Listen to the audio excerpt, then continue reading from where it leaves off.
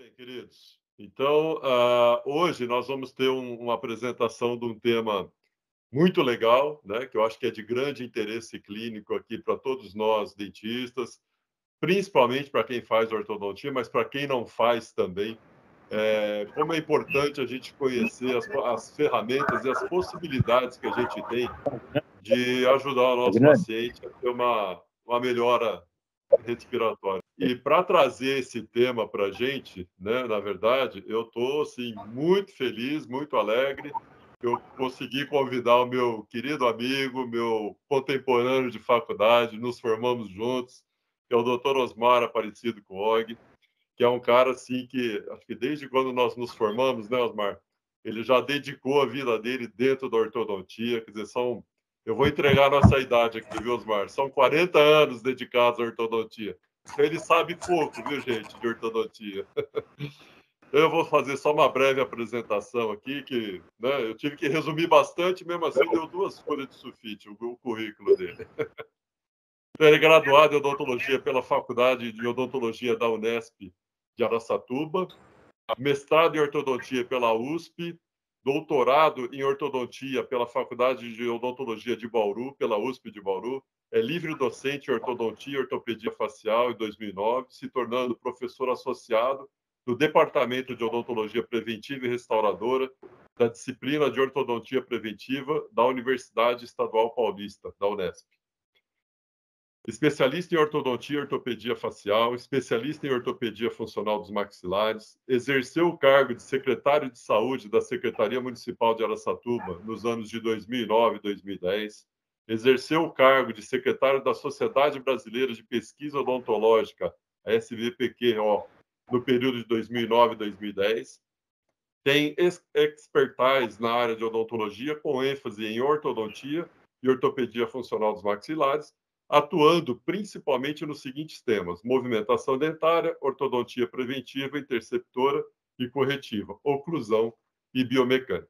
Então, batendo um papo com o Osmar, eu pedi a ele que trouxesse para nós um material assim, né? Que a grande maioria não conhece todos os recursos que a ortodontia pode contribuir aí, não só para fazer a parte estética, de alinhamento, nivelamento, mas principalmente com aquela visão de funcionalidade, né, para a gente melhorar as condições respiratórias que tanto influenciam ali no quadro de ronco da apneia do sono.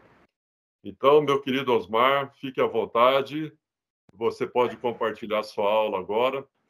Gente, é com muito prazer, com muita alegria, né? Alegria dobrada, vamos dizer, porque fazer parte aí ou aceitar o convite do Fagnani é algo, para mim, muito importante, sabe? A gente se conhece aí há 44 anos, né? Então, são 4 anos de faculdade, mais 40 aí de formado. Então, a gente sempre teve uma ótima amizade e a partir do momento que ele começou a se dedicar bastante a essa área, eu venho acompanhando na medida do possível, quer dizer, e agora ter um convite dele, para mim, é muito importante, e o Fagnani sempre foi uma ótima pessoa, um ótimo aluno, um ótimo profissional, e isso ele demonstra desde a época da faculdade. Então, são coisas que a gente tem que tá sempre comentando, porque isso é muito bom para a nossa vida, para o nosso relacionamento, para o dia a dia nosso, né? Bom, gente, esse título dessa aula, quem sugeriu para mim foi o Fagnani, sabe? Então, e eu achei super interessante, porque colocou aqui contribuição, né? Então, é justamente isso que é o meu objetivo. Passar alguma experiência minha da ortodontia, né, do dia a dia, e que venha ajudar na apneia, né, a apneia obstrutiva do sono, que vocês, eu tenho muita gente aí muito capacitado para isso, né. Não sei se são todos dentistas que estão participando, tem alguém que não seja dentista, médico, só para eu ter uma noção. Se tiver Mas, algum... dando uma olhada rápida aqui, acho que são todos dentistas. É? A grande maioria, pelo menos. Tá bom. Então, e aí, eu comentei com o Fagnani que eu gosto de dar aula, de dar as palestras, sempre com o máximo de interatividade, sabe? Porque eu gosto que interrompam, que façam as observações, e aí o Fagnani pode ir controlando, porque eu não estou vendo aqui, eu estou vendo a minha tela só, não vejo mais nada, né? Não vejo nem aquele sinalzinho de levantar a mão aí durante a transmissão. Então, o Fagnani vai controlando isso para mim, e vocês podem ficar à vontade de me interromper a hora que quiserem.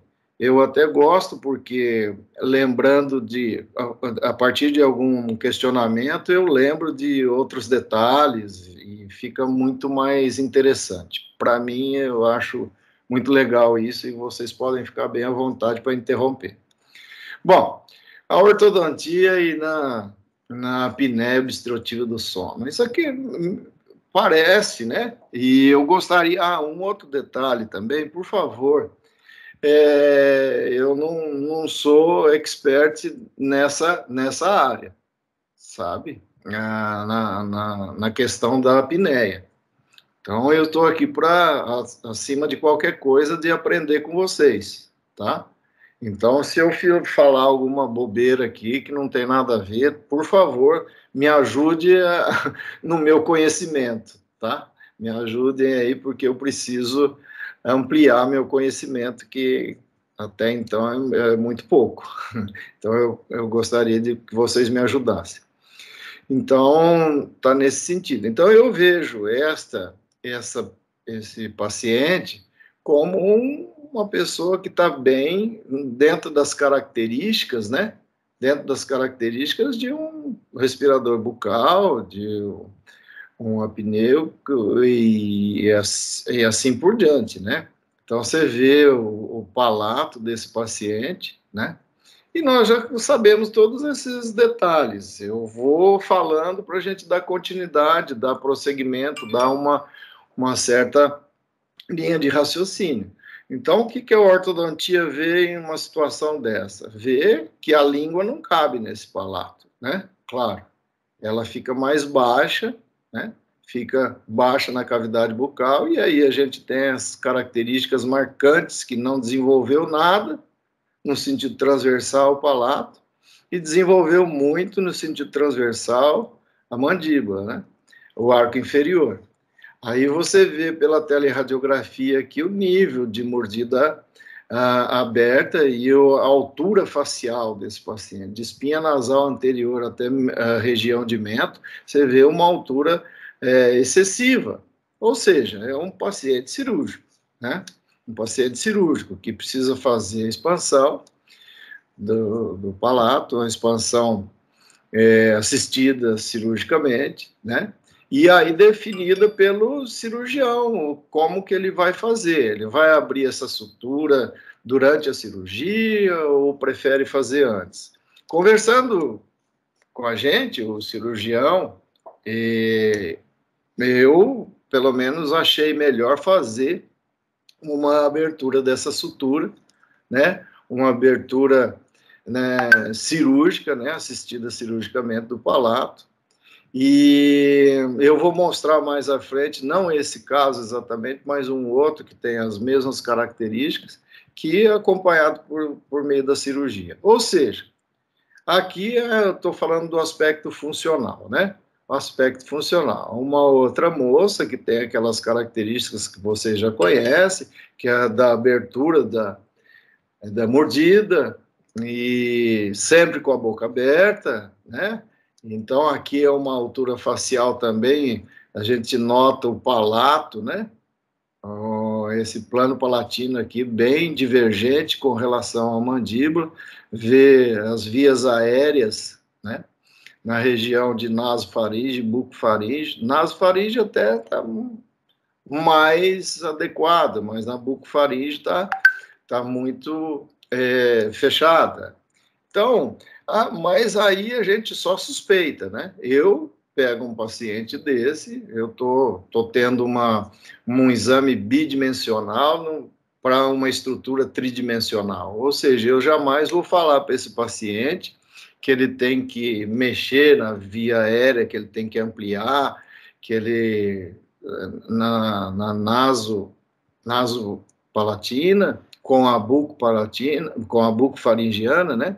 Então, eu só tenho uma suspeita. Então, o meu procedimento aqui é o seguinte, ó, eu vejo uma via aérea um pouco estreita, mas isso é algo que não fecha o diagnóstico. Eu não fecho o diagnóstico, obviamente, eu não conheço sobre isso, né? Então, eu sei que eu estou vendo um palato mais uma vez estreito, né? Mas aqui são condições diferentes, sabe? Eu tenho eu gosto muito desse tipo de tratamento, de observação, então eu vejo características diferentes desse palato para aquele outro que nós mostramos, né? Para esse aqui. Então você vê que é um palato bem atrésico, né? Que esse aqui precisa, no meu modo de ver, provavelmente umas 2 expansões. E aí e tem essa região aqui, ó, essa região perto da rugosidade palatina, para mim é uma observação clínica que eu adquiri com o tempo, que eu vou falar mais sobre isso, né?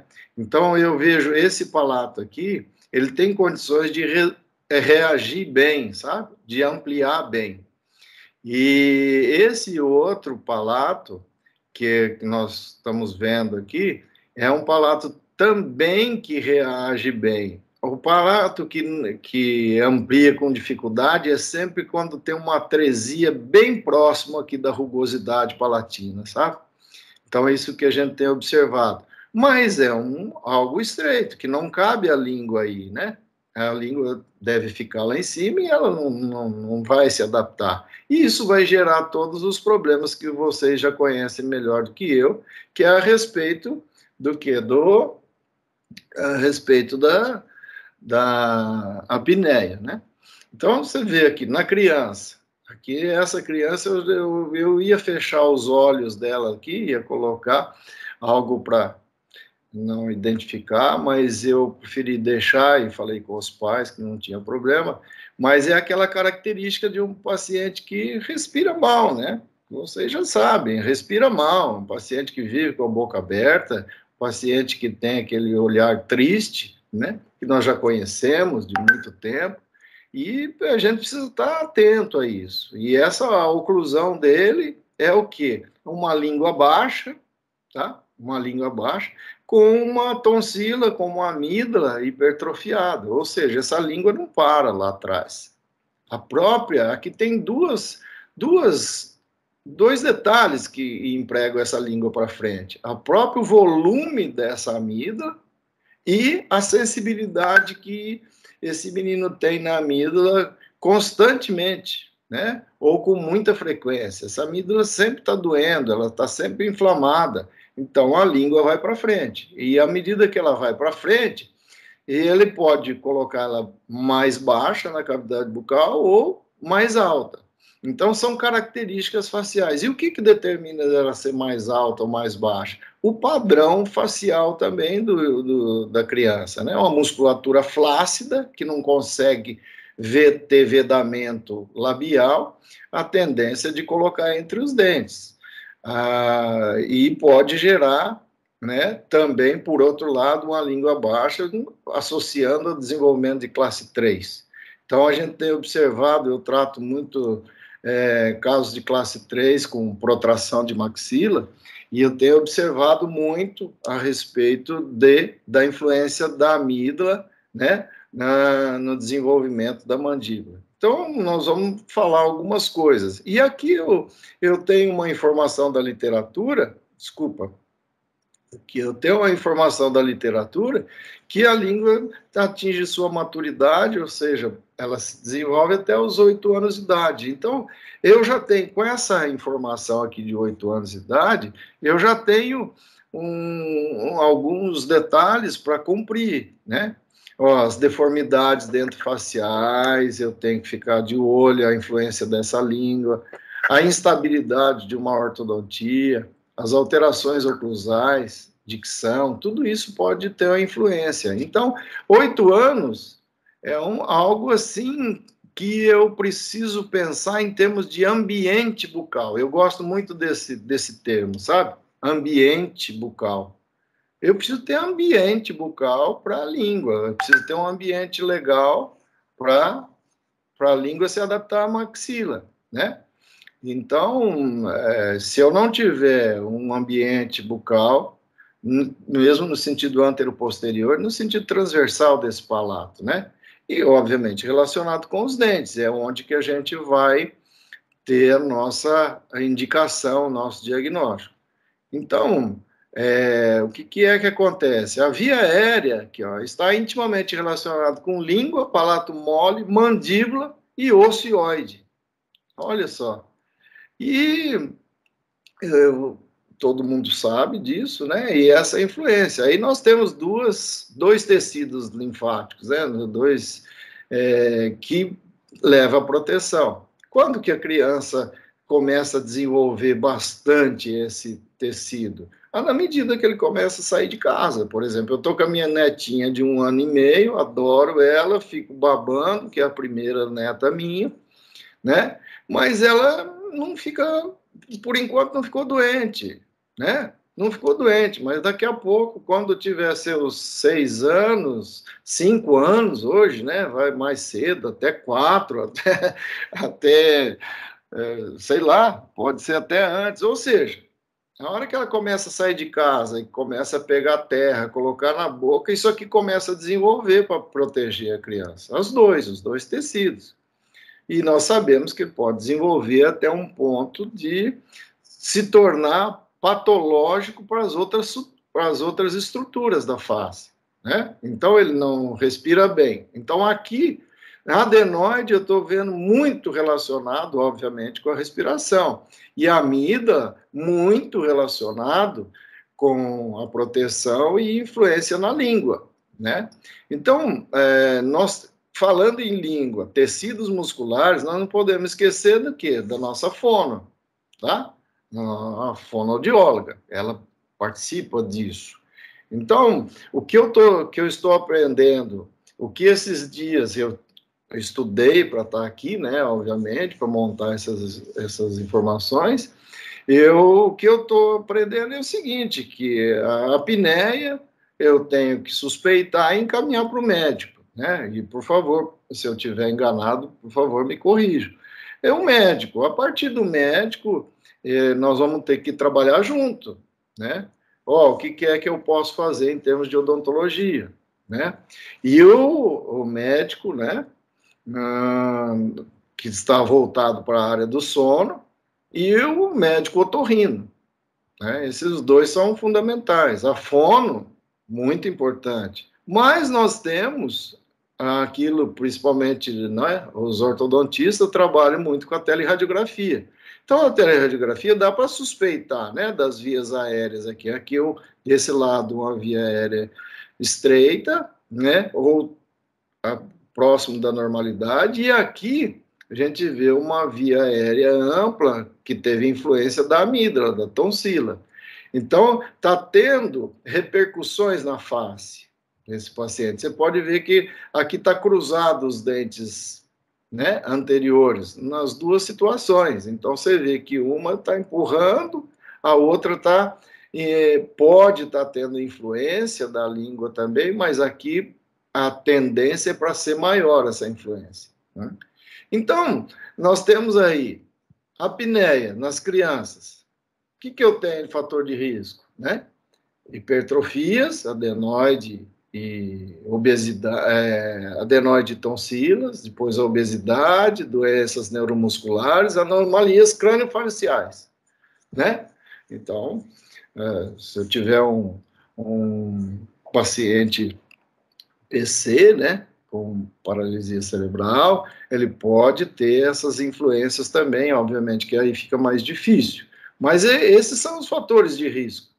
Essas doenças neuromusculares, essa influência de atividade, de tonicidade da musculatura é muito importante. Então, nós precisamos de trabalhar em conjunto. Não adianta, eu vejo cada vez mais. E aqui, na literatura, tem duas referências aqui embaixo, né?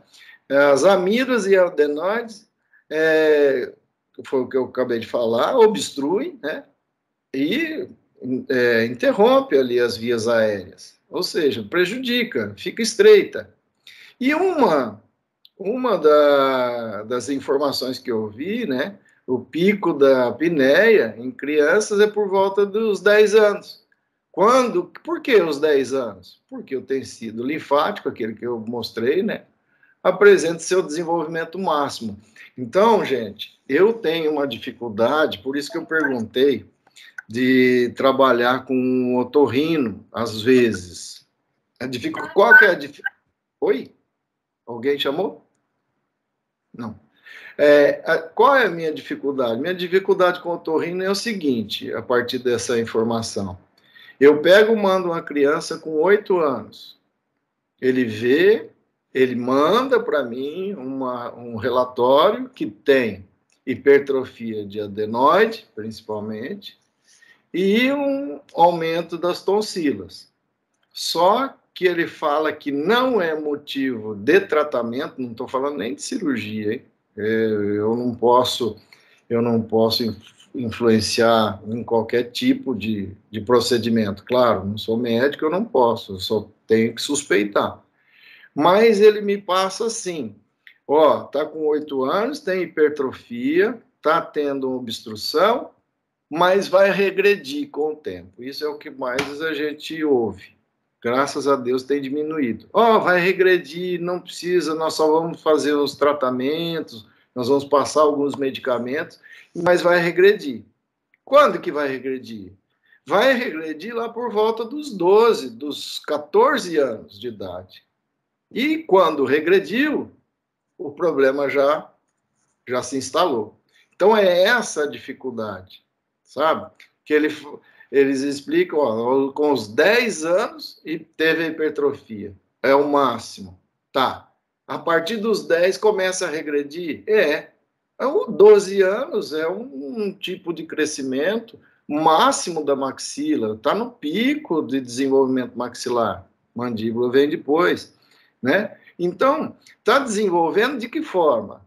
Com obstrução. Uma forma que não é conveniente, que acontece muitas vezes quando tem obstrução, né? Então, assim, nós temos que começar a ter algumas trocas de opiniões nesse sentido, né? Então, você vê aqui, eu tenho os trabalhos mostrando, 2017, classe 2 com obstrução, esse caso aqui, o caso A, né? Deixa eu voltar aqui, o caso A, obstrução nasal e tonsilas aumentadas, é esse primeiro. O ocioide posiciona-se mais para baixo, traciona a língua, tonsila aumentada, língua pressiona a mandíbula e dentes inferiores. Pronto, aqui já está alterando a minha condição. Adianta eu ficar colocando o aparelho, se eu não tiver um controle, né? Nesse sentido, eu acho que pode até adiantar, mas tem muitas brincadeiras, empurrar um caminhão na subida, né? Vamos pensar assim, que tá tendo coisa contrária aí àquilo que eu estou procurando. Nesse caso B, desenvolvimento de uma classe 3, não tem obstrução nasal, mas tem tonsila aumentada aqui, essa setinha amarela, né? A língua pressiona para frente, mais uma vez. Esse aqui tem sido caso de classe 3, na literatura tem falado muito sobre isso, sabe? Aí, classe 3 de novo, sem obstrução nasal e tonsilas pequenas ou normais. O que é que aconteceu aqui? A língua pode posicionar para frente pelo crescimento da mandíbula. O ocioide normal e pequena pressão. Ou seja, são 3 situações aqui que a língua está muito relacionada. E nós temos que ter essa visão, sabe? Apesar de ser aí de lembrar do otorrino, né, e que a gente tem que lembrar e passar para ele, quer dizer, são coisas que a gente tem que ficar atento, né? Então, a menina ó, se desenvolvendo dessa forma, com uma tendência para obstruir na região do adenoide. Tem que lembrar também que essas crianças podem adquirir uma postura, né, no sentido mais vertical. E ela precisa, mesmo que não tenha, às vezes ela tem uma altura facial aumentada, veja que espinha nasal anterior até mentoniana, né? Então vamos pensar aqui, aumenta muito essa altura facial, tem uma divergência aqui na frente, e ela tem dificuldade para fechar a boca. Então o paciente, às vezes, começa a respirar pela boca, e nós sabemos que não é o local adequado, e pode determinar, isso pode auxiliar o aumento da hipertrofia. Então, é o padrão de crescimento. Nós precisamos fazer um controle disso. Pode ser feito por meio da ortopedia funcional, pode ser feito pela fono, sabe? Mas é uma criança, por exemplo, que às vezes eu tenho que melhorar o posicionamento dos dentes para a fono trabalhar com mais precisão, né? Bom, e aí vocês sabem melhor do que eu, né?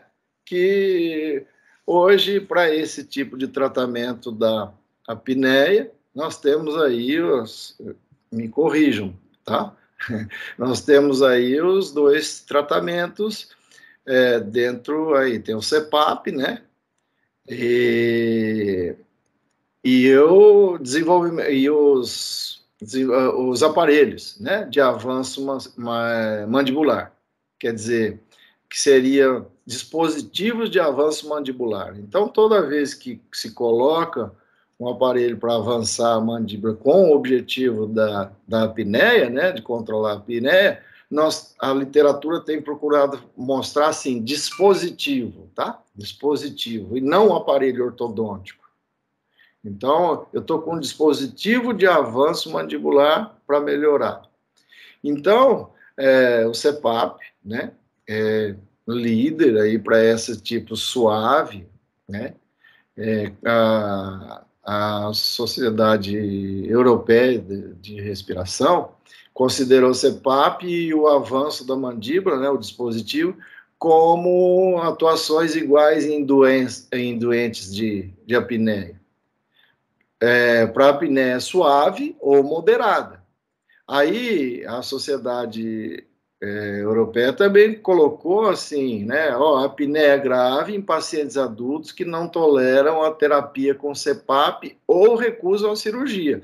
Então você vê que nós estamos colocando o aparelho em situações suaves e moderadas e estamos colocando naqueles extremos, onde ele não se adaptou com o CPAP, né?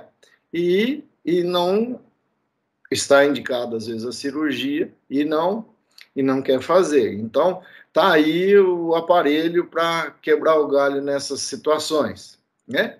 E aí nós temos vários aparelhos, né? Então, os aparelhos que vocês conhecem de avanço mandibular. E tem alguns aparelhos que é a ortodontia, aparelhos ortodônticos mesmo e ortopédicos, aí seriam aparelhos. E aquelas estruturas que é só para avançar a mandíbula e mexer e melhorar a respiração, então, colocado como um dispositivo de avanço mandibular, né? Então, nós temos nesse sentido, aí, o dispositivo de avanço mandibular, tratamento alternativo. Isso aqui é uma publicação de 2023, né? E falando que os avanços e o CPAP apresentam eficácias semelhantes na redução da pressão arterial em pacientes com apneia. Então, aqui eu não sei, sinceramente, como eu falei para vocês, estou me adaptando agora a todos os termos, estou me adaptando aos exames, né, que são feitos para determinar isso, então por isso que a literatura, eu tenho apoiado muito na literatura, né? Então, você vê uma revista de cardiologia da americana, né? Então, está mostrando essa informação. Então, eu tenho aqui também situações práticas, pontos práticos. Pacientes com apneia.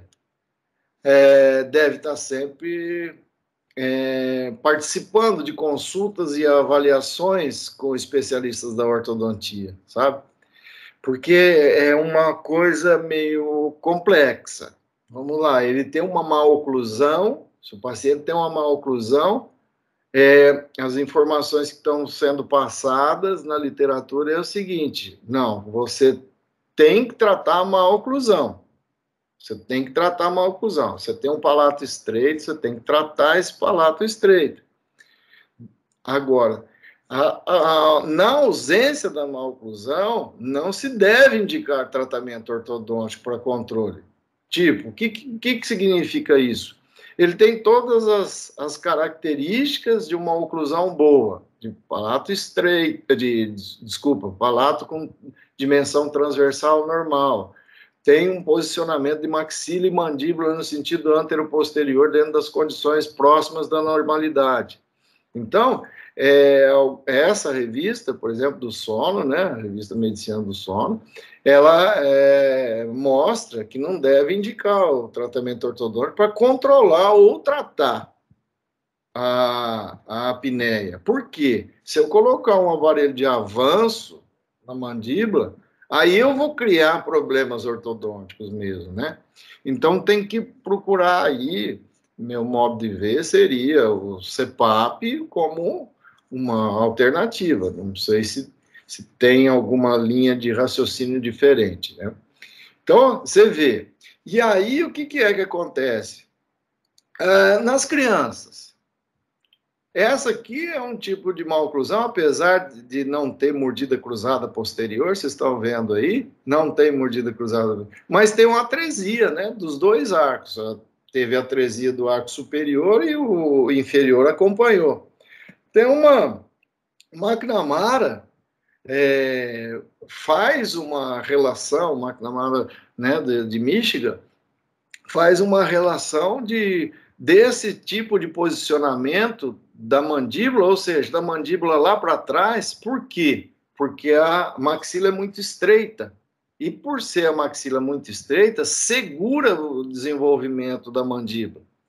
Então, quando nós temos uma apneia do sono, as coisas dentro da ortodontia, a gente lembra do avanço da mandíbula. Aí na criança, naquela criança, né, nessa fase de desenvolvimento, o que se pode fazer? É aquele detalhe, ó, num caso como esse, apesar de não ter mordida cruzada posterior, ela tem atresia de maxila e tem atresia da mandíbula. Na maxila, osso e dente estão comprometidos. Na mandíbula, provavelmente dentes, né? Provavelmente dentes. Mas precisa adquirir uma condição transversal favorável para as coisas desenvolverem bem. Então, na criança, a situação que determina a maxila muito estreita, de forma triangular, né? Que fala que na região anterior é muito estreita, e pode ter uma discrepância anteroposterior. Então, pode determinar uma classe 2, por quê? Porque a maxila é muito estreita e segura a mandíbula, e essa maxila que é estreita não deixa a mandíbula desenvolver, né? Então, se ela não deixa a mandíbula desenvolver porque a maxila está estreita e está segurando essa mandíbula, o que está acontecendo? Está camuflando um envolvimento transversal que ela tem. Então, a ausência de mordida cruzada, nesses casos estreitos, de situação maxila e mandíbula estreita, o que é que vai acontecer? Ela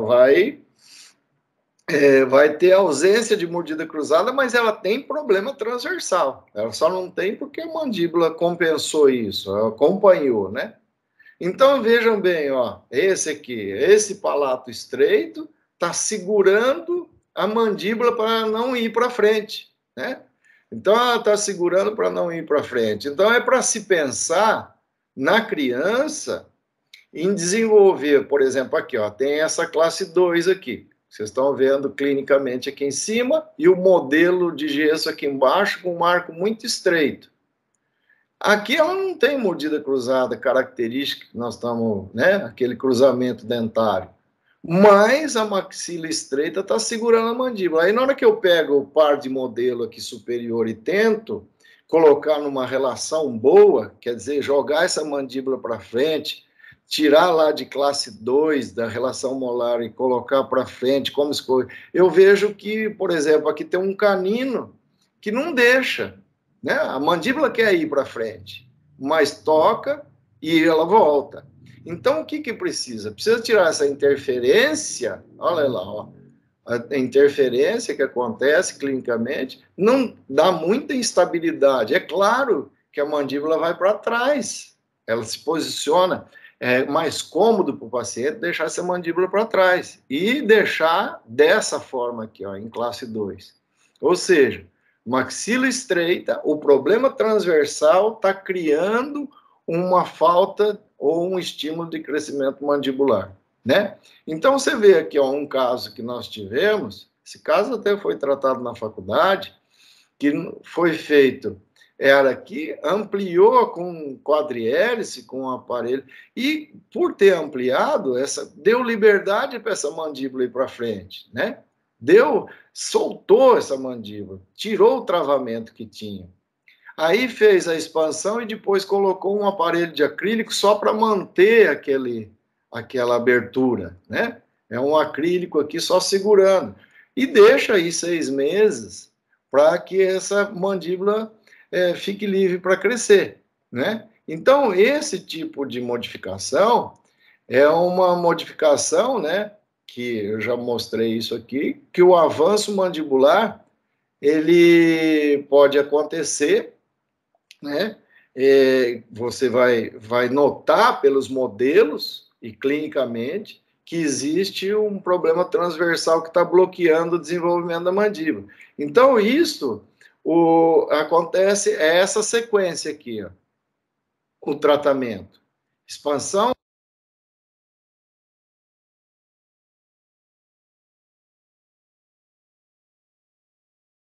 Osmar, você desabilitou o microfone.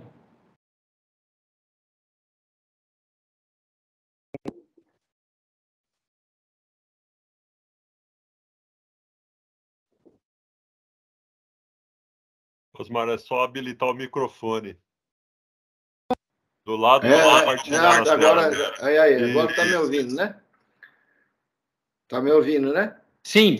Tá. Mas deixa eu ver onde que eu parei aqui. Eu parei no clínico, já tinha mostrado, né? Bom, deixa eu voltar aqui, ó. Aqui, o paciente com problema transversal segurando o desenvolvimento da mandíbula, não deixando essa mandíbula ir para frente. Coloca na tela total. Opa, desculpa de novo. Esse slide você já tinha falado. Já tinha falado, já. Então vamos mais para frente. Então, o McNamara ele confia muito nesse desenvolvimento mandibular, né? Dessa forma. Quer dizer, ele confia muito, olha, na expansão rápida da maxila, cria uma oclusão instável durante a expansão. Aquela oclusão instável, depois passado, né, a contenção, ele coloca uma placa de contenção ali só para segurar aquela maxila aberta. E se esse paciente tiver potencial, né, ele começa a deslocar essa mandíbula para a anterior. Quer dizer, está dando liberdade para ela e tem a melhora na relação sagital. Isto aqui na respiração, na linha de raciocínio que nós temos, que a mandíbula tem que se posicionar para frente para respirar melhor, é algo assim interessante, né, para a criança. Então, aquilo que a gente pensa como no adulto de colocar algum aparelho para avançar a mandíbula, aí até certo ponto não tem necessidade se essa maxila estiver estreita e segurando a mandíbula, né? Então, você pode lançar mão de um recurso como esse. Então, o que o McNamara fala? Puxa vida, os dentes tá funcionando com um aparelho funcional endógeno, inerente ao paciente, né? Então, abriu a maxila, soltou a mandíbula, ela não fica mais travada e ela libera para um crescimento. E isso aí pode melhorar bastante. McNamara mostra que a melhora na relação oclusal é durante o período passivo. Então, essa melhora na situação oclusal facilita, obviamente, a respiração, né? Olha aí, ó, o que foi feito, né? Abriu, pode ser qualquer dispositivo, daqui a pouco nós vamos falar, aquele que é esquelético, ortopédico. Aí abre. Acho que alguém está perguntando ou está com o microfone aberto? Alguma coisa aconteceu. Você está perguntando? A Marcela. Ah, tá. Com o microfone aberto, eu vou tentar desligar. Tá bom. Então, vamos lá. Aí, ó, abriu, coloca uma placa e deixa essa mandíbula solta, sabe? Para ela avançar. Então, eu vejo que esse tipo de raciocínio ajuda tanto na liberdade de crescer a mandíbula, como na liberdade de ter uma respiração mais favorável, né? Então, aqui, ó, vai na sequência. Essa primeira aqui não tem mordida cruzada. Aqui ele está colocando um aparelho para desinclinar a dente posterior, pode ser feito dessa forma. E depois pode abrir a maxila, e essa seta aqui está mostrando o quê? Que a mandíbula fica solta para ir para frente. E o posicionamento desses dentes, eles vão se adaptando conforme cresce e conforme libera a mandíbula. Se isso não acontecer, pode ser um aparelho funcional, pode ajudar nesse posicionamento, né? Claro que aqui é difícil colocar na criança um dispositivo aquele que o adulto usa, né? Então, seriam coisas assim mais complexas. Mas na criança pode-se pensar dessa forma, ou seja, expandir maxila e deixar liberar a mandíbula. É algo que a gente precisa pensar com mais detalhe. E o dispositivo? Então, está aqui, ó, educação e eliminação do ressonar, né? Ou seja, o ronquinho lá. Resolução de sintomas iniciais da apneia, normalização do IAH e da saturação oxigênio hemoglobina. Então, isso aqui está na literatura, sabe? Mostrando isso. Então, nós estamos aí pensando nesse dispositivo de avanço mandibular, sempre aqui, ali, mais uma vez, ó, 2019, falando para os casos suaves e moderados. A apneia grave, que não quer, não pode, aí teria que utilizar o paciente que não quer usar o avanço, aí é CPAP. E aqui traz uma informação, né? Que os avanços melhoram em 36% a 70% dos casos. Qual que é o objetivo, então, do dispositivo? Manter a mandíbula lá na frente, os tecidos moles para o anterior, aumentar a via aérea superior ao nível de orofaringe. Então, é isso que eu mostrei, que para vocês isso é muito fácil, vocês têm isso na cabeça de uma forma bem tranquila, né? Eu estou aqui aprendendo. Então, as indicações, olha lá, dispositivo, os vários tipos de avanço que nós temos, né? Pode ser feito. Aí tem que, nos casos graves, posso pôr, não está indicado, mas não tem outra forma, ele não vai usar CPAP, não vai fazer cirurgia, então acaba tendo uma melhora de 36% a 70% nesses casos. É uma informação daquele artigo que eu mostrei antes. Aí, nós, ortodontistas, os dentistas, aí esse dispositivo eu tenho que ficar de olho nele, tá? Eu tenho que ficar de olho, né? Porque ele está influenciando na anatomia, principalmente, né, nessa altera, e no posicionamento da mandíbula. E modifica dente, né? A via aérea superior está sendo mostrado que sempre abre, elimina constrição do palato e elimina ressonar. Aqui, junto, pode estar a expansão rápida, que eu vou mostrar para vocês daqui a pouco.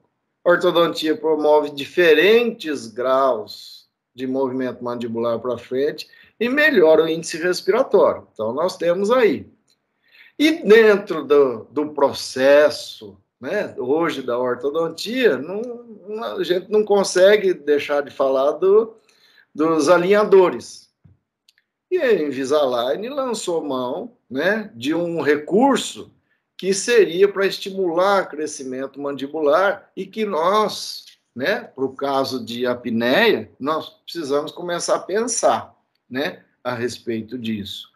Que eles colocam dispositivos aqui na região posterior, que na hora que o paciente morde, joga para frente. Não sei se todos já viram, né?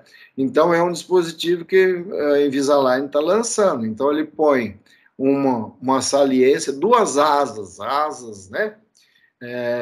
Que são colocadas para avançar a mandíbula. E talvez nessa condição aqui seria uma ajuda para os casos de apneia. Algo que a gente tem que pensar em avanço mandibular, tem que estar relacionado com isso. Procurei artigos que já tivesse alguma informação a respeito disso, eu não encontrei, tá? Bom, e como é que se faz o avanço? Não sei se vocês têm informações diferentes. 2/3 da protrusão máxima, tá? Então, você está avançando lá 9 milímetros, você vai avançar, ele tem uma protrusão máxima de 9 milímetros, você vai avançar 6 milímetros, né?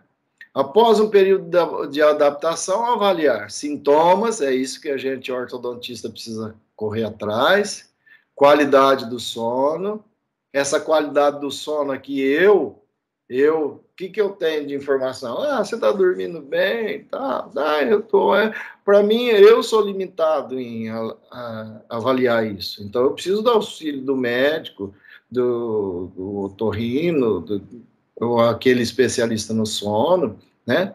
Então, aí eu vou controlando para ver se ela pode ser mantida ou deve aumentar. Os controles, não sei se vocês têm esse protocolo, cada 6 meses, no primeiro ano, e depois anualmente. E aqui, importante, né? Aquelas informações, o médico precisa passar as informações para mim, para controlar esses aparelhos de avanços mandibulares, né? Então, seriam coisas assim.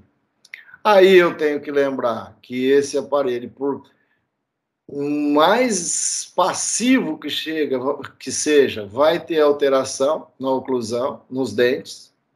As alterações são progressivas, está sempre aumentando, eu tenho que ficar de olho, eu tenho que modificar, eu tenho no sentido vertical, às vezes tem uma certa espessura de acrílico que mesmo no adulto, provoca a abertura de mordida posterior, né? Em Invisalign acontece isso muito, e eu já tive casos de pacientes que usava durante muito tempo esses avanços mandibulares e que abriu a mordida e teve que parar com o uso, e foi difícil falar para a pessoa parar com o uso. Por quê? Porque ela se sentia bem com aquele aparelho. Ela se sentia bem. Então, eu falei, eu tive casos que a senhora estava com o marido dela, ela começou a chorar na minha frente. Na hora que eu falei assim, olha, a senhora vai ter que dar um tempo do aparelho, porque está mudando os seus dentes. Está corrigindo uma coisa, está prejudicando outra. Então, tem que achar um meio termo para isso. Então, a longo prazo, eu tive pessoas que usando há 10 anos esses aparelhos e que estava com mordida aberta, né? Então, as alterações típicas, redução do trespasse, sobremordida, alteração da altura facial, desenvolvimento de mordidas cruzadas, mordida aberta posterior. Então, nós precisamos ficar ligados nisso, né? Contraindicações, aqui eu deixo algumas informações, né? Aí todos conhecem bem, mobilidade dentária. Se você está com tratamentos dentários próximos para fazer, coroas, implantes, ou mesmo a ortodontia, não tá indicado agora. Então, por quê? Porque a ortodontia, a ortopedia pode criar um ambiente melhor. Então, nós precisamos regularizar esse ambiente para depois saber como vai tratar a apneia, né? Bruxismo intenso, crepitação em nível de ATM, protrusão de mandíbula inadequada, micrognatia. Você vê, micrognatia às vezes não se consegue nem moldar. Adaptações do aparelho em toros, né? Mandibular ou não. E aquela situação onde o paciente não consegue colocar nada assim que venha lembrar uma claustrofobia, né? Então, são essas as... Aí, eu estou falando até agora de aparelhos de avanço. E Fagnano, eu estou preocupado com o tempo. Nós estamos aí com... Osmar, eu ia te dar um toque, porque nós já estamos com mais de 50 minutos de apresentação. Né? Nós vamos... mais uns 10 minutos, pode ser? Pode. Tá. Manda bala. Então, deixa eu passar aqui. Então, a expansão ortodôntica é alguma coisa que a gente tem na ortodontia que ajuda, né? Então, aí é a expansão ortodôntica, aquela que só mexe em dente, amplia o palato, funciona mais na criança, né? Aí nós temos a expansão com os Invisaligns, que são... que mexe mais em nível de molares, mas isso aqui tudo em nível dentário, tá? Tudo em nível dentário.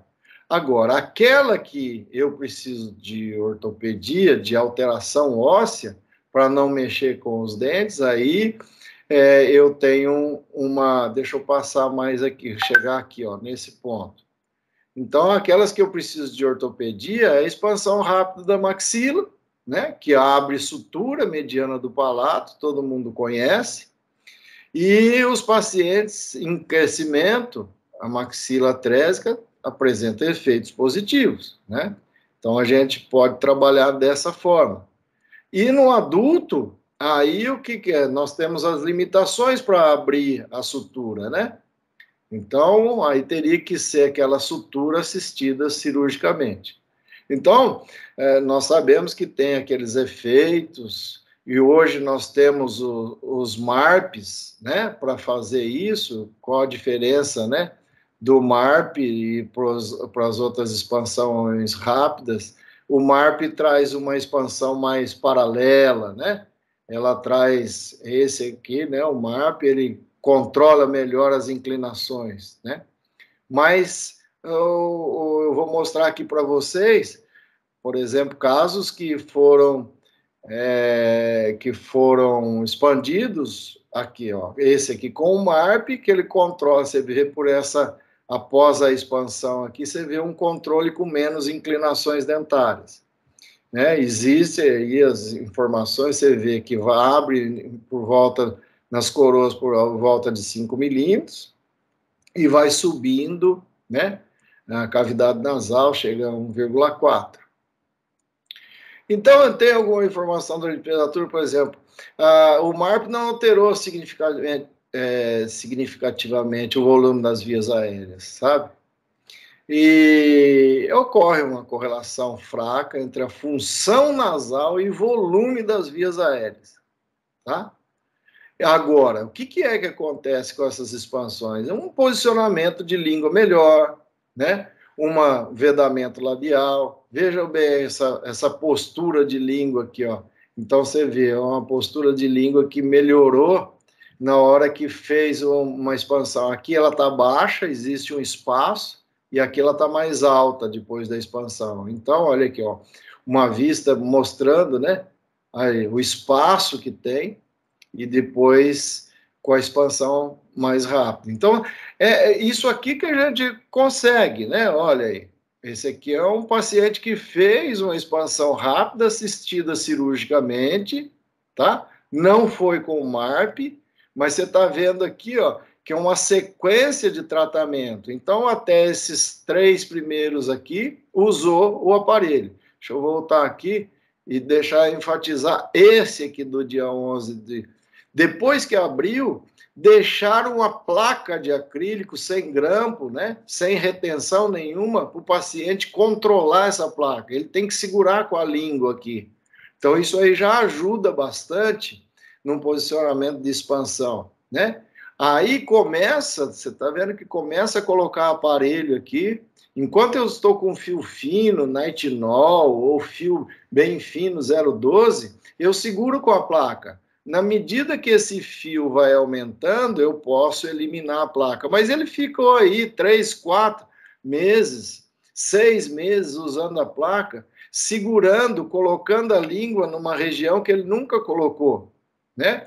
Então, tem uma resposta boa da maxila num tratamento com expansão e aparelhagem fixa, esse caso aqui precisou de extrações, né? Então, você vê que o aumento do arco do paciente, isso aqui favorece muito, você sabe muito bem que um posicionamento de língua nessa região é algo assim muito interessante, né? Então, esse caso, só para passar rapidinho, que foi um caso que foi feito, você vê, a cirurgia para liberar os pilares zigomáticos e abrir a sutura, né? Ele foi feita em nível de consultório, para você ter uma ideia, tá? Isto aqui, ó, foi feito no consultório. Quem conhece, doutor Idelmo Fagnani conhece, claro, é ele que fez esse procedimento cirúrgico. Na clínica, né? Rompeu o pilar zigomático, né? E aí liberou a maxila. Esse aqui é um procedimento que é feito, né? Vocês conhecem, que você libera, abre o parafuso, vê que rompeu a sutura mediana do palato, e aí, depois, aí, aqui é um teste, né? Opa, desculpa. Aqui é um teste para saber se abriu mesmo, se aquilo que ele liberou de pilar zigomático e espinha nasal anterior, ver se está livre para abrir, abriu, aí abriu, ele volta o parafuso, fecha, e aí depois ele começa o procedimento, né, de expansão rápida no 48 horas depois. Aí, aqui está com os pontos ainda, ó, depois de 10 dias, 15 dias, já abriu a sutura. Então, hoje, o que é que se indica? O MARP, né? Indica-se o MARP. Eu ainda tenho as dúvidas ainda, acho que o MARP tem muitos detalhes que a gente precisa pensar. Mas, você vê, uma resposta boa que aconteceu e que não usou MARP, mas abriu a sutura do paciente. Este estágio aqui eu acho muito importante para aqueles pacientes de apneia, tá? Esse estágio aqui. Você abriu, pode ser com MARP, o que for. Expandiu, agora precisa de um treinamento dessa língua. E essa placa aqui ajuda muito. Ela é solta, não tem grampo. O paciente tem que ficar segurando. Ele vai falar, ele tem que segurar a placa, senão ela cai. Então, é um exercício, né? Não deixa de ser. Aí, ó, tá usando a placa com fio fino para manter a transversal. Na hora que tem um fio mais espesso, que consegue segurar os dentes naquela expansão, aí pode eliminar a placa e deve eliminar porque aqueles contornos que ela tem, às vezes, acabam bloqueando a movimentação dentária, né? Então, é um paciente que passou por essa... para fazer a expansão, né? Então, a gente chega nesse ponto, aí, ó, paciente, essa fileira aqui, esses 3 do início, esse aqui do final, então você vê como era o palato do paciente e depois chegou nesse nível, né? Sem dúvida, isso vai ter uma melhora na apneia desse paciente, né? Então, ele tem respostas boas. Pessoal, então, desculpa aí um pouquinho da correria, mas aí esse momento que nós tivemos, né? Se alguém quiser alguma informação que eu puder ajudar, tá aí, tem o QR Code e tal. Então, eu vou voltar aqui, só para a gente poder discutir um pouquinho, né? Não sei se vai dar tempo. Então, gente, depois eu faço as outras considerações aí. Vamos ver se tem alguma coisa para a gente conversar. Bom, Osmar, obrigado pela sua apresentação. Eu acho que compartilhe a sua tela para sair o eco. Eu vou fechar meu microfone também, né? Não, eu acho que é da sua tela. Interrompe o compartilhamento.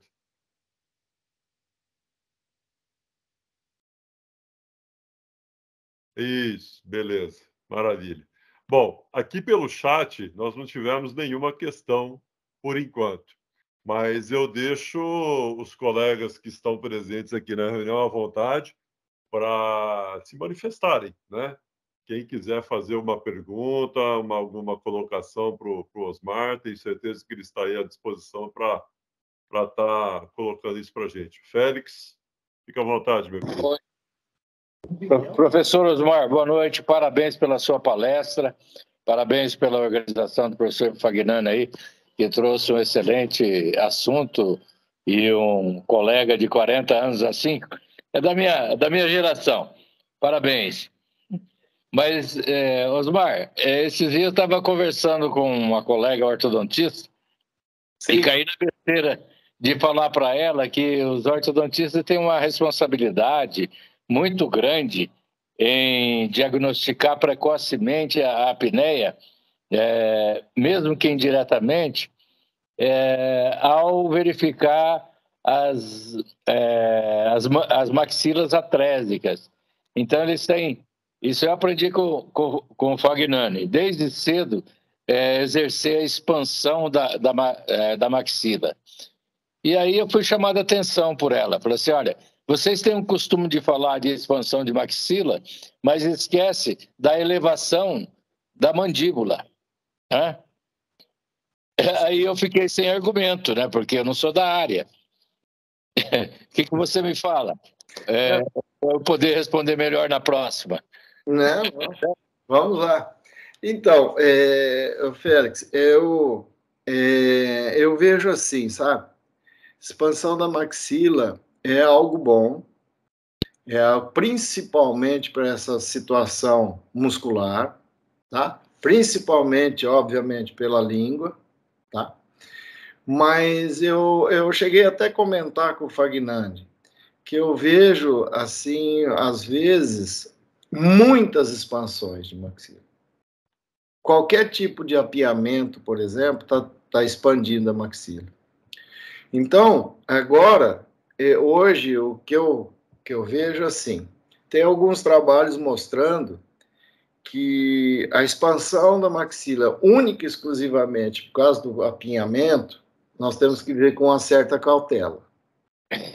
Tá?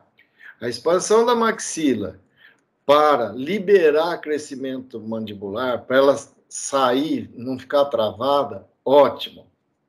Tá? Problemas transversais, nós temos que avaliar com mais cuidado. Então, como que se avalia os problemas transversais? Primeiro, pela morfologia do palato, tá? Esse é o primeiro conduto. Então, você tem que ter um olho clínico para aquela morfologia daquele palato.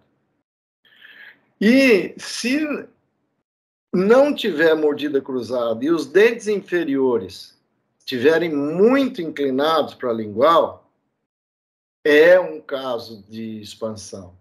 Então, eu vejo assim, que a expansão rápida nas crianças são bem-vindas, mas eu fico muito, assim, preocupado, depois que eu vi alguns artigos, relacionar com o apinhamento, sabe? Então, alguns casos, por exemplo, que o dente está apinhado, mas a morfologia do palato está dentro das condições favoráveis. A dimensão transversal, e nós temos referência para isso, mas eu não gosto muito de misturar matemática com biologia, não, né? Então, por exemplo, o McNamara fala de 35 milímetros, da distância intermolar, mas, na verdade, a gente tem que ter uma experiência em cima disso. Bom, fechando aqui a nossa conversa, concluindo, eu vejo que a maxila, só para esse detalhe do apiamento que eu fico mais preocupado, tá? E, a partir daí, eu tenho que fazer avaliações transversais, né? Nesse caso que eu mostrei, eu fiz questão, eu tenho muitos casos de mordidas cruzadas, quando se indica, quando não se faz a expansão. Então, eu fico preocupado nos casos assim de expandir, porque eu tenho que lembrar que a mandíbula não expande. O osso mandibular não expande, eu tenho que lembrar disso. A sutura mandibular fecha até o 6º mês de vida. Quando está aberto, né? Então, a única coisa que eu posso mexer na mandíbula é a inclinação de dentes, são as inclinações dentárias. Agora, superior eu posso. Abrir sutura, por exemplo, em qualquer idade. Posso abrir com 30 anos? Posso, desde que eu faça alguma coisa como o MARP ou como esse que eu mostrei aí. Então, é esse o detalhe que a gente precisa analisar muito. Eu tenho aula de discrepância transversal, não é nem de atresia de maxila, é discrepância transversal. Como que é a discrepância transversal? Bichara mostrou isso, de umas continhas lá para fazer, eu acho bastante interessante. Mais ou menos nessa linha de raciocínio aí, não sei se eu consegui trocar ideia com você nesse sentido. Perfeito, professor. Obrigado pela sua explicação. Já fiquei mais esclarecido agora. Um forte abraço. Parabéns. Obrigado, viu? Muito obrigado pela atenção. Você sabe que, assim, né, essa questão da expansão maxilar é uma coisa que a gente fala bastante, e como é bonito, assim, a ciência, a gente ter, assim, visões, não é que elas sejam diferentes, pelo contrário. A questão da ortopedia funcional dos maxilares, principalmente, né, assim, a gente tem aquela visão de, como o Osmar falou, né, não ficar preso tanto em números matemáticos, a gente tem várias análises de modelos que nos dão uma previsibilidade de ganho de espaço transversal ou não, mas a gente valoriza bastante a questão a questão funcional do paciente, né? Se o paciente apresenta um problema respiratório grave, severo, através do exame de imagem você percebe ali uma estenose da base nasal, e a gente sabe que na criança, né, quando a gente faz uma expansão rápida, a gente tem um ganho mais significativo na base nasal do que no adulto. O adulto, que nem o MARP, como ele mostrou ali, por que o ganho da cavidade nasal no adulto ele é muito diferente? Exatamente por causa da resistência óssea, dos pilares ósseos que já estão extremamente solidificados, calcificados ali, a menos que você fizer uma cirurgia, né, Osmar, assim, envolvendo os outros pilares maxilares, Sim. além da sutura maxilar. Mas na criança, realmente, assim, quando a gente foca nessa questão da respiração, da questão funcional, a gente tem essa visão que... E, assim, não sei se você lembra, viu, Félix, mas a gente sempre comenta, a expansão rápida, ela é um passo. Ela é um passo do tratamento, é o primeiro passo. Depois você tem que fazer uma continuidade desse tratamento, né? De trabalhar em direcionamento de crescimento, fazer as compensações transversais mandibulares, como o Osmar falou. Mas o importante é você melhorar o transversal maxilar para você liberar o resto. Tanto o antero-posterior como o próprio crescimento vertical da mandíbula, ele fica travado se a minha maxila não permite isso, né? Então, é extremamente importante. Mas, assim, não que a expansão rápida vai ser uma coisa milagrosa que vai resolver todos os problemas do paciente. Não é por aí. Eu sempre costumo brincar assim, olha, vamos construir uma casa? Vamos. Dá para a gente começar pelo telhado? Não dá. Vamos começar pelo alicerce. E, nesse caso ali, né, quando existe no diagnóstico essa necessidade, ela seria o primeiro passo, para depois a gente estabelecer os próximos, né? Vamos lá, gente. Mais alguém fazendo alguma colocação para o Osmar? Eu acho, deixa eu só complementar só que um detalhe que eu lembrei agora. Essas obstruções, né, nas vias aéreas é algo muito interessante. A gente tá muito habituado, eu ia falar, acabei esquecendo. Está muito habituado a falar de adenoide de tonsila, mas eu posso ter obstrução na região anterior, ali na abertura piriforme, vamos pensar assim, né? Exatamente. Então, esses casos, quando você faz uma expansão rápida, ele tem uma melhora significante, porque abre em V, né? Abre ali mais na frente. Sim. E agora, aqueles lá atrás, ele vai ter uma melhora também. Mas vai ter uma melhora por quê? Porque a musculatura toma uma nova posição, tem um palato melhor, né? Então, esses detalhes que às vezes a gente fica percebendo que a pessoa, meu caso aqui estava com um problema de respiração, eu fiz a abertura, não deu melhora nenhuma. E tem outros que eu abri e melhorou demais. Então, essa postura de musculatura, né, de palato mole, de região anterior da abertura piriforme, de desvio de septo, aqueles cornetos nasais, quer dizer, isso tudo é bem complexo. E, na verdade, Osmar, achei interessante essa que eu... Oi? Sem considerar uma criança com sobrepeso, também deve ter maior dificuldade ainda, né? Com certeza. Não, e aquilo que o Osmar abordou ali, né? A questão da importância daquela placa, no caso, com a visão de reposicionamento de língua. Porque numa boca trésica dessa, onde que a língua está?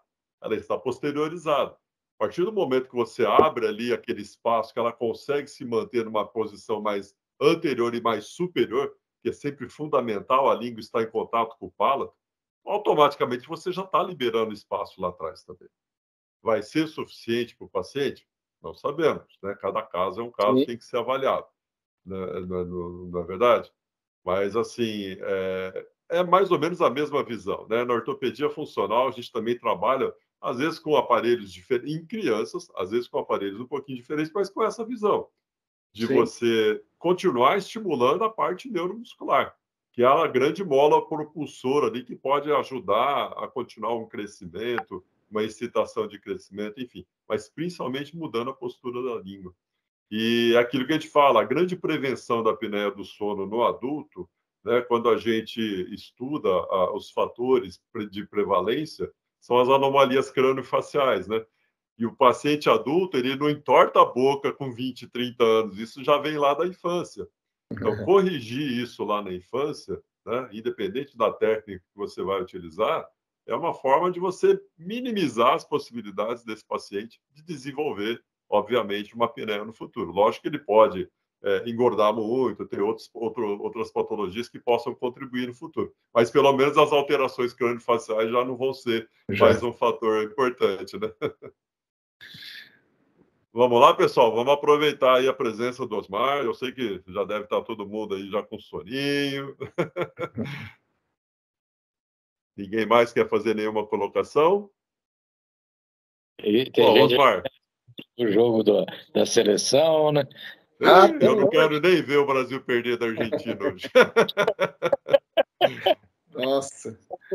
Mas, gente, olha, então, Osmar, quero te agradecer muito aí a sua participação, o seu empenho em desenvolver esse tema com a gente aí, realmente contribuiu aí com os colegas, e eu vou te mandar o certificado na próxima vez, aí, amanhã, provavelmente, da sua participação, e realmente foi bem valorosa aí.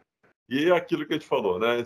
Principalmente enfatizar esses recursos que a ortodontia nos permite, né? De estar melhorando a condição anatômica do paciente e, indiretamente, ou até diretamente, podemos dizer, melhorando as condições funcionais do paciente. Na verdade, assim, quando você abordou os aparelhos de avanço mandibular, acho que o Valtinho até deve ter dado uma coçada ali na poltrona dele, porque, na verdade, assim, isso é um assunto que a gente foca muito, a gente estuda bastante, né? Eu sei que essa não é bem a sua praia, né? Mas, assim, você abordou realmente os conceitos da literatura, mas realmente os aparelhos de avanço mandibular, eles têm evoluído muito, né? Tanto no seu desenho, na sua estrutura, nos seus mecanismos, né? Isso proporcionando condições de melhora significativas aí nas suas aplicações. Valtinho, você quer falar alguma coisa, meu querido? Bom, eu quero primeiro agradecer, Osmar, pelo conteúdo aí passado para a gente. Eu não sou ortodontista de formação, eu sou protesista, Osmar. E eu, quando jogava bola com você aqui na casa do Dino, a gente não conseguia trocar ideias sobre assunto, era só piada e só gozação, né? Coisa boa, né, Osmar? Oh, tempo bom. E cerveja, né? E cerveja, Oh. Então, melhor parte. Melhor parte, viu? Eu agradeço bastante as contribuições e a abertura, né, de visão, porque a gente que trabalha na área do sono, a gente vem de várias formações. Eu sou protesista, existem, por exemplo, pessoas que trabalham com disfunção, ortodontistas, né, um grande público, pessoas que trabalham com ortognática, clínicos gerais. Então, nem todos têm uma formação da visão que o ortodontista tem ou dos recursos, né? E é importante, inclusive, para a gente poder saber indicar, né? A gente sabe que, por exemplo, um alinhamento melhor aqui vai melhorar a posição de língua, isso aí vai facilitar e vai melhorar o efeito do aparelho intraoral.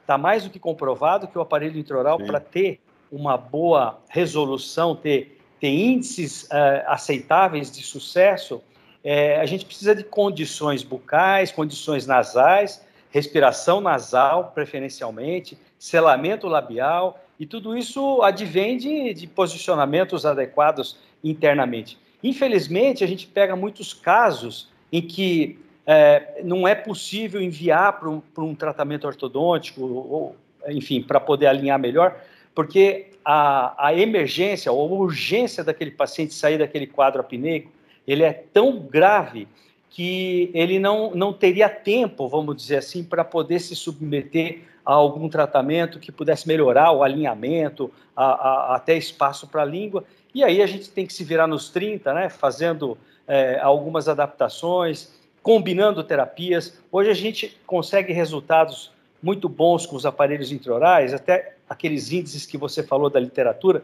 Hoje se consegue um pouco mais quando você combina a terapia.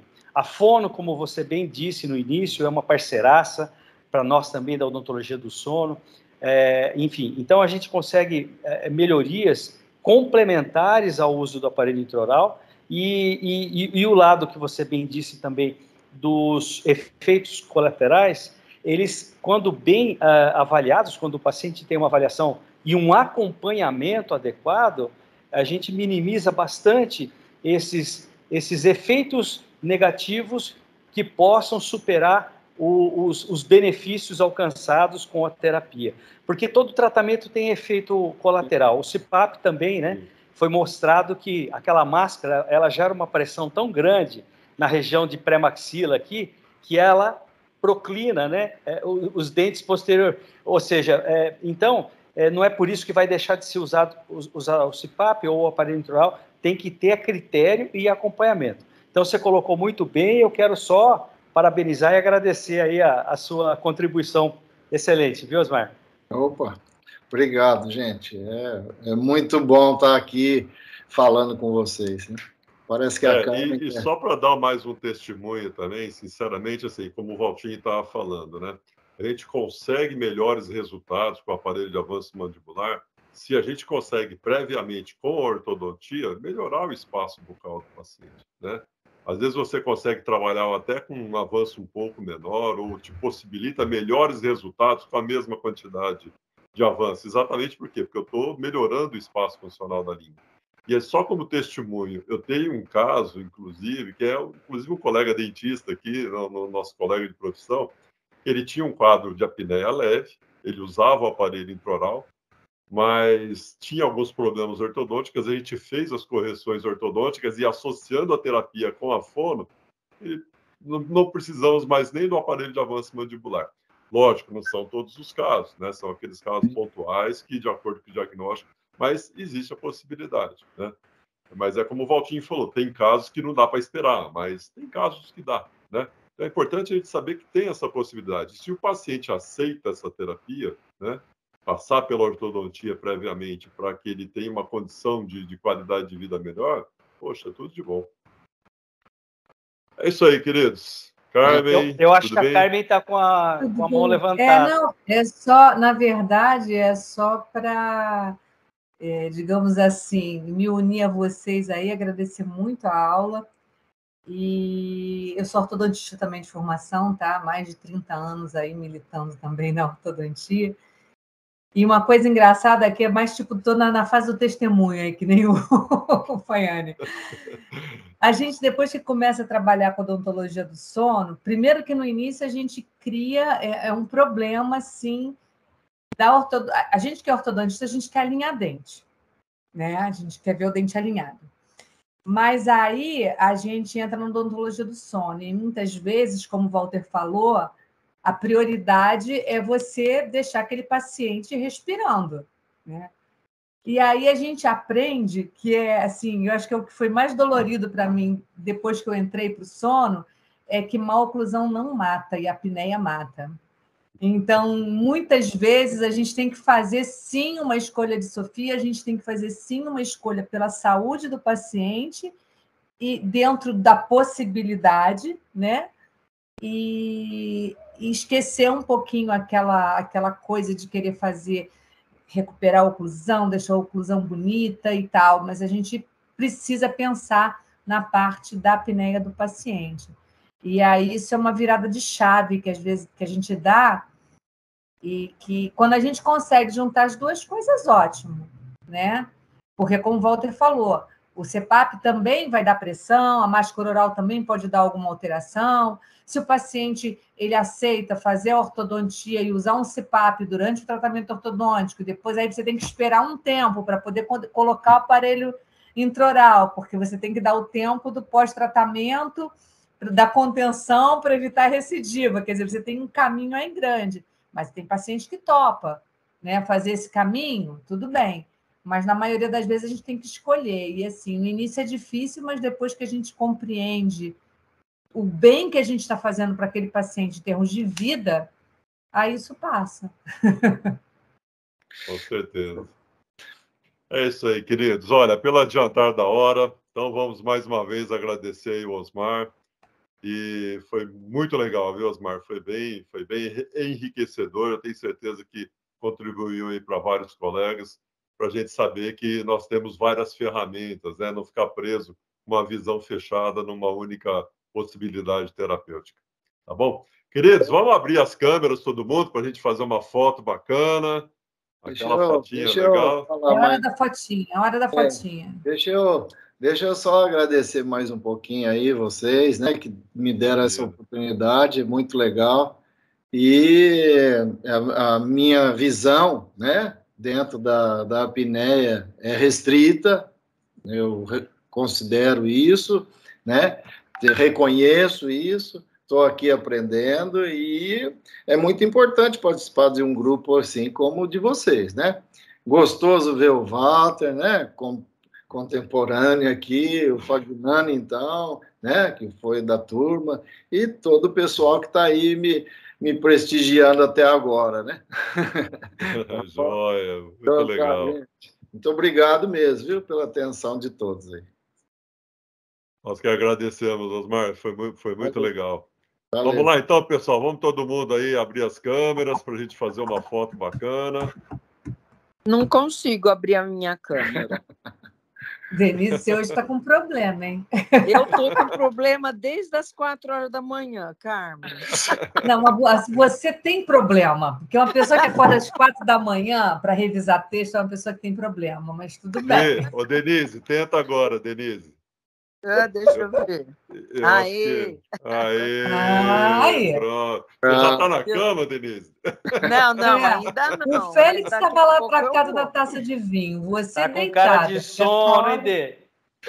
Esse horário eu já estou na cama. Se você acordar 4 da manhã, a senhora tem que estar dormindo, gente. Não pode ser. Não pode ser. Então vamos lá, pessoal. Vamos lá fazer Vai aquela lá. foto bem bacana, todo mundo dando aquele sorriso. Sorrisão.